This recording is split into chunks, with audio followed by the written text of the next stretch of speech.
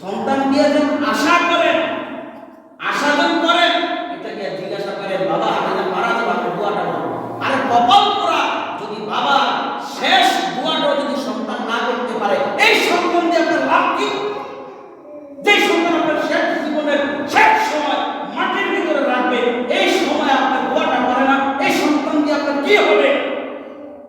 হাজার হাজার টাকা রেখে গেছে, আজকে গিয়ে বাড়িতে বালিশের ভিতরে কানটা লাগাইয়া মাথাটা লাগাইয়া চিন্তা করবেন, হাই হাই হুজুর কথাটা বলছে আসলে কি বাস্তব? হুজুরের দোয়া কবুল হইতেও পারে, না হইতে পারে।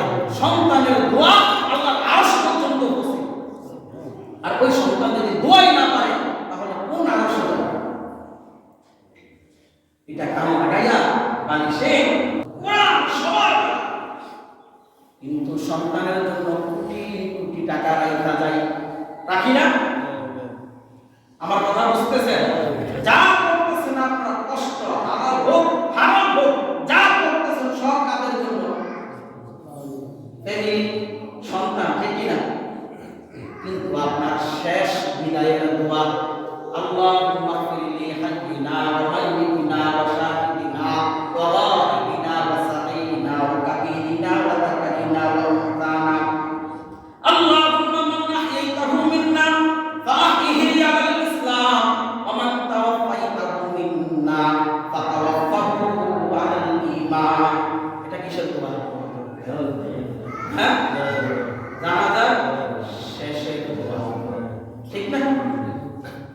আজকে বাড়িতে গিয়ে বলবেন বাবা রে তোর জন্য হালাল বাসি না, হালাল বাসি, কত মানুষের হক মারছি, জায়গা থেকে আমার এই জমি আরেকটু মানুষের জমির ভিতরে ঠেলা 2 টাকা বেশি কষ্ট পাইছি, অনেক কষ্ট করছি তোদের জন্য। বলতো বাবা আমি যখন মারা যাব এই দোয়াটা যেন শেষ বিদায়ের দোয়া, এটা করব, তাহলে বুঝবেন না কাজ করছেন, ভালো কাজ করছেন।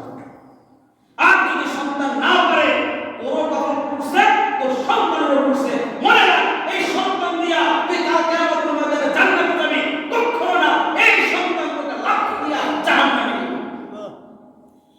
আজকে গিয়ে বলবেন সন্তান শেষ বিদায়ের দোয়াটা বল, হাজার হাজার টাকা কামাইছি তোদের জন্য, আজকে বল, বুঝতে হবে যে পারবে মনে করুন না আপনার জীবন সার্থক, এটাই ভালো সন্তান।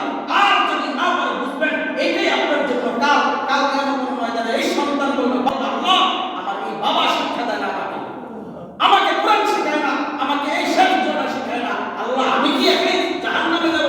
আমার বাবাকে দেন, ঘাট করে জাহান্নামে। সন্তান দিয়ে যখন আশা করেন, আশাজন করেন, এটাকে জিজ্ঞাসা করেন বাবা আমি যে মারা যাবো আপনার দোয়াটা বলো। আরে কপাল পোড়া, যদি বাবা শেষ দোয়াটাও যদি সন্তান না করতে পারে, এই সন্তান দিয়ে আপনার লাভ কি? যে সন্তান আপনার শেষ জীবনের শেষ সময় মাটির ভিতরে রাখবে, এই সময় আপনার দোয়াটা করে না, এই সন্তান দিয়ে আপনার কি হবে?